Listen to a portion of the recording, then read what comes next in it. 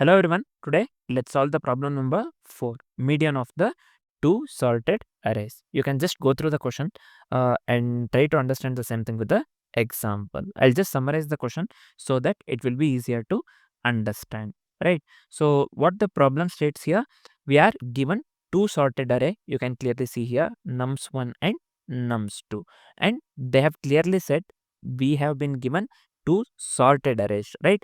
So just keep this one in mind. We are given two sorted arrays num1 and num2 of sizes m and n respectively. Size of m and n respectively. The goal is to find the median of the two sorted arrays, that is combined. Median is nothing but the middle value if the combined length is odd here. If the combined length is here, in this case it is odd, so the median will be the middle value. If the combined length is odd here, the middle value is nothing but 2 here. In this case we have got the this one output. And what if the combined length is even? The average of the two middle values, if the combined length is even here, the average of the two middle values, in this case we have 4, right? The length 4, so the average of the middle is nothing but 2 plus 3 by this one 2, right? Nothing but 5 by 2 here. In this case the median will be 2.5. That's what they have given here. I hope the question is completely clear, right? So let's discuss the approach first, and let's discuss the edge cases one by one, and then we will be writing the code, and we'll be discussing the complexity of the code that we have written. First, as usual, we'll be discussing the approach. So let's discuss the approach step by step. First thing, just keep in mind, we'll be making use of the binary search here, right? So I hope you know the binary search also. So next, let's discuss the approach step by step. So first, as I have said, we'll be making use of the binary search on the smaller array. This is the first step. We'll be making use of the binary search on the smaller array. Nothing but here, in this case, nums1. We can consider nums1. We have been given two parameters. One is nums1 and nums2, right? This is nums1. So second step is we'll be going with the partition nums1 at the index partition 1. So and calculate the corresponding partition for nums2, right? How can we write this one? Partition nums1 here at the index partition 1 here. This is fine. And also calculate the corresponding partition for nums2 as this one, partition, right? Partition 2. This will be, we know, m plus n plus 1 by 2, average of two values, right? That is minus partition 1. So this is very important. So this is for the second step. And let's move on with the third step right here. So the third step is we have to compare the largest values on the left. So here we are comparing the largest values on the left with the smallest values on the right. So we are comparing the largest values on the left and the smallest values on the right here. So if conditions are met, calculate median. If all the conditions are met, then calculate median. Otherwise, adjust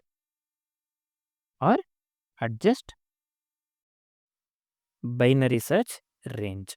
That's what we'll be doing here. This is fine. I hope this is completely clear. What we are doing here, I'll just explain very quickly. We are making use of the binary search on the smaller array. First of all, we are going with the approach binary search. This is, I hope this is clear. Next thing is we are performing the binary search on the smaller array, nothing but the nums1. We have been given the parameters nums1 and nums2. So we have considered the examples as well. Now by this time you have to know this one. So we are performing the binary search on the smaller array, nothing but the nums1. And the second thing is partition nums1 at the index partition 1 and calculate the corresponding partition for nums2 as well. Here we can clearly see we have done that one itself, right? Nums2 as partition 2 equals m plus n plus 1 by 2. This one, remember this one, m plus n plus 1 by 2 minus partition 1. This is clear. Next step is we are comparing the largest values on the left. We are comparing the largest values on the left and we are comparing the smallest values on the right. So if the conditions are met, we are calculating the median. If the conditions are not met, then we are adjusting the binary search range. I hope this is completely clear. Next, let's discuss all the edge cases and write the code. So let's go with the first edge case. Nothing but one array is empty. So let me consider the input here. Nums1. One array has to be empty, right? Let me consider the nums1. This one empty array. And let me consider here nums2. Let me consider some numbers here. 1, 2, 3 in this case. So the output will be, the middle value of the nums2 will be 2. As this is odd, the middle value will be this one, right? 2. The length is odd. It will be, the median will be middle value, which is basically 2. This is for the first edge case. This is for the condition when one array is empty. When one array is empty, right? This is fine. Let's move on with the second edge case. Nothing but array of unequal sizes. Then we'll go with the input nums1, right? Nums1 I'll just go with 1, 3, 5. And nums2 will be going with, let me go with unequal sizes means we have 5 here. This one will be, merged array will be 1, 2, 3, 4, 5 here, right? So the length is odd, the length is 5, so the middle value will be the median here. The output will be 3 here. This is for the condition arrays of unequal sizes, because this is having the size 3, this is of size 2, right? Arrays of unequal sizes, right? This is for the second edge case. Let's move on with the third edge case. Nothing but the negative numbers. For the negative numbers, let me consider the nums1 here, minus 5 comma minus 3, and nums2 here, let me consider minus 4 comma minus 2 here. So the merged array will be minus 5, minus 4, minus 3 and minus 2, right? So the median will be, we are having the this one length 4, right? When the length is even, then what we will do, we will be considering the two numbers by 2, right? Mid two numbers by 2, nothing but minus 4, sorry, this one will be minus 3, yeah, plus of minus 4 by 2. Here this will be minus 7 by 2, nothing but minus 3.5 in this case, the output. This is for the condition negative numbers. This is fine. So I hope all the edge cases are clear. First edge case is for one array is empty, and the second edge case is for the condition arrays of unequal sizes, and the third edge case is for the negative numbers. I hope all the edge cases are clear. Now let's start writing the code. I'll explain the code while writing the code itself. So let's start writing the code. So during the approach, I have said that we are performing the binary search on the smaller array nums1 we had considered, right? So here we are ensuring nums1 is the smaller array for the efficient binary search. I'll just write a simple if condition. You will understand this one.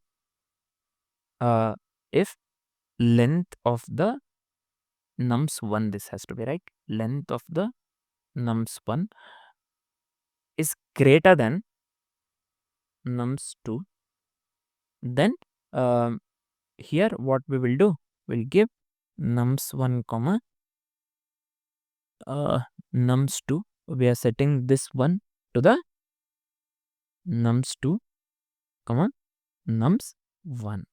This is fine. We are just ensuring num1 is smaller array for the efficient binary search. I hope this step is completely clear. We had discussed this one during the approach as well. So initially, let's set the m and n as length of nums1 and nums2, and let's set the binary search range on nums1 as well.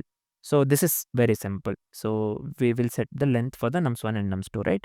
This will be nums1, length of the nums1,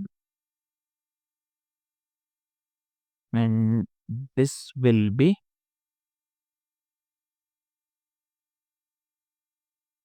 length of the nums2. And here let me give left equals 0. This is for the binary search range on nums1, and right equals m, right? I hope this is clear. The next step is, let's perform the binary search. Here, while left less than or equal to right, this is as usual. We have to go with the partition nums1. How can we partition nums1? So I'll just give here. We have already discussed this one in the approach, right? This will be easier to write the code. So we have to calculate the mid. In this case, we can just write here left plus right by 2. We can just consider the met.floor, or we can just make use of the right shift operator. This performs the same actually. Then this is partitioning the nums1. Then we have to partition nums2 based on the partition 1. We have already seen the this one formula for this one, right? How can we partition here? At partition 2 equals, we have considered m plus n plus 1 by 2, right? So here plus 1 for divide. We can either go with the by 2, dividing by 2, or right shift operator 1. Both performs the same operation, minus partition here. This is fine. We have went with the partitioning of the nums1 and partitioning of nums2 based on the partition 1. Next is, we are going with the left and right values around the partition in nums1 and nums2, right? So this is simple. This is for the left and right values around the partition in nums1. Let me consider max left one here. This one left me give here partition 1. If it is greater than 0, let's make use of the ternary operator here. It is then nums1 of partition 1 minus 1, or else minus infinity. This is fair. Let min right 1. This one, let me consider here partition 1. If it is less than m, then what we will do? We will just go with the nums1 of partition. This is fine. Partition 1. Else we will display infinity, positive infinity in this case. So I hope this is clear. So this is for left and the right values around the partition in nums1. Same thing, similar thing we have to do for left and right values around the partition in nums2 as well. I'll just copy paste the same thing and make the necessary changes. Here, this will be max left 2 and max right 2. In this case, this one will be partition 2, not the partition 1, right? Greater than 0. This remains same. Instead of nums1 here, this will be nums2. Here, instead of partition 1, this will be partition 2 minus 1. This will be negative infinity. Same thing. This is for the max right 2, right? Again, this will be partition 2 here, and instead of m, we are going with n this time. This will be, just give me a second here. This will be nums2, and this will be partition 2 here. And this remains positive infinity itself. So we have written the code for left and right values around the partition in nums1, and also the left and right values around the partition in nums2. Let's move on with the next step. Nothing but we have to check if the partitions are valid or not. How can we check that one? We can just write here if I'll just write a simple if condition. If max left 1 is less than or equal to min right 2 here. This one is less than or equal to min right 2, and same goes with the left as well, right? Max left 2, where I've considered this one, max left, yeah, this one, max left 2 is less than or equal to min right 1 here, this one. Let me copy paste this one. This is fine. If it is, then if the total length is odd, we will return max of the left parts. So this is simple. So I'll just give here m plus n. Oh, this has to be, let me consider one more this thing here, parenthesis here. This has to be m plus n module 2, right? So this is fair. If the total length is odd, then we have to return the max of the left parts, right? So let's return here math.max of, sorry, this has to be math.max of max left 1 and max left 2. Left we are considering, right? Let me give here max left 1 and also max left 2 here. So what we have done here, why we have considered here if condition. So if the total length is odd, we have to return the max of left parts, right? That's what we have done here. So else if the total length is even, we have to return average of middle two elements. We have already discussed this one, right? So I can write in this way. Return math.max of this one itself. Let me copy this one. This one along with the plus math.max of, and we have to consider the min right 1 and min right 2 as well, right? This time we are considering the average of middle two elements. So let me give here this one min right 1. So let me copy this one as well, min right 2. This is fine. Just give me a second here. Min right 1 and min right 2 here, whole divided by 2 here. I hope this is fine. This is if the total length is even, we have to return the average of middle two elements. That is the reason we are performing this operation. So let me format this one once. So this is fine. After this, we have to adjust the binary search range as we had discussed earlier. So how can we do that here? If max left 1 here, this one is greater than max right 2. Where is not max right 2, min right 2 here, right? This one. This one. If max left 1 is greater than min right 2, then we have to move left, right? I'll just give here right equals partition